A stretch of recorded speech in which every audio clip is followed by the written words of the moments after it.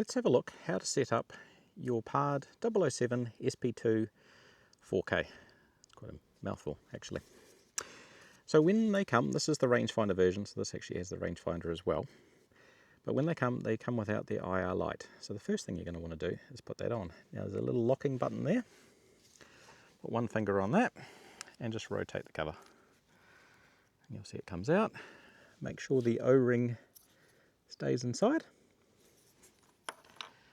And you'll take your IR. It came in a separate little box. You can see the contacts. You can see the lugs on the top and the bottom. They're opposite each other and they match in here. And there's a little symbol that says going to be twist to the right to lock it. So you'll align the two lugs, push it in and twist.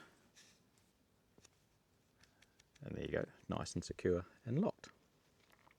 Now, little feature about the IR.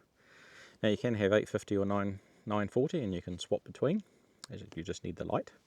But also it's got spot, and you can push it in for flood, as you can see that came out.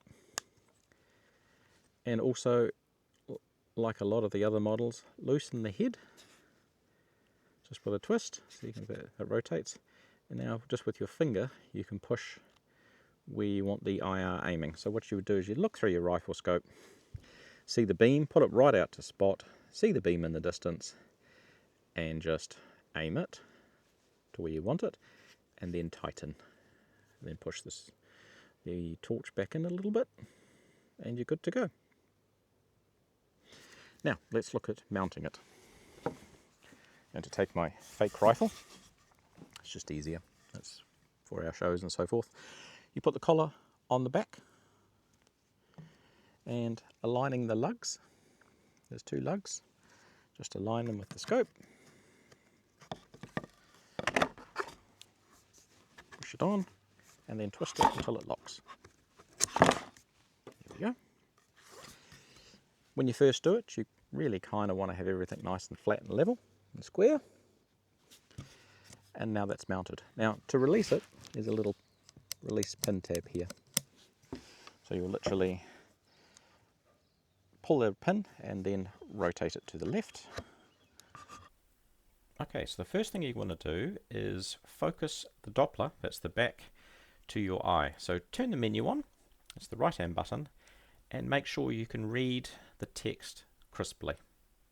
That's really important. Once you've done this, you won't need to touch this part again. Now you need to focus the PARD to the reticle. So that's the dial on the top. You will rotate that left and right until your reticle is nice and crisp and clear. Don't worry about the image in the distance, just focus on the reticle, make that nice and crisp and clear.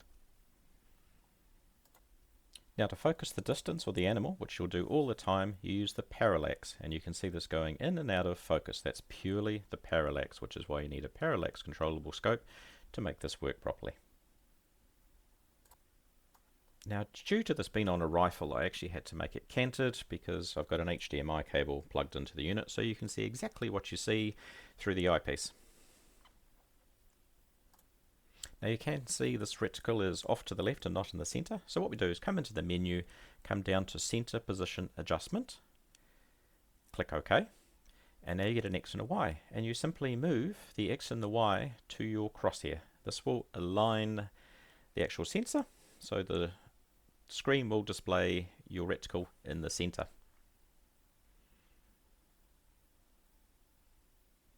You don't need to do it precisely. This does not affect your aiming. Your aiming is still on your crosshair. And now you can see it's more in the center.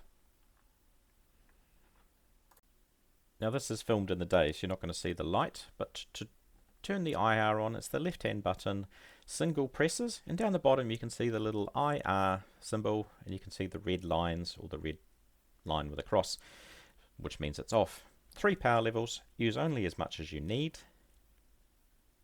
Rangefinder is the flag button, and you'll see the distance on the screen. You aim the white flash at the animal, because as you optically zoom, it's going to move the position that you see of the rangefinder, so aim at the white flash. So when you're using the scope, you're just going to use the parallax on your scope to focus the animal. You're not going to touch that top dial anymore unless your reticle has moved and it's blurry. For the rangefinder, you're going to aim at the white flash, not the yellow box, because as you optically zoom the scope, you're actually changing your field of view, so it will shoot left and right as you zoom in and out. So just use the white flash and read the distance.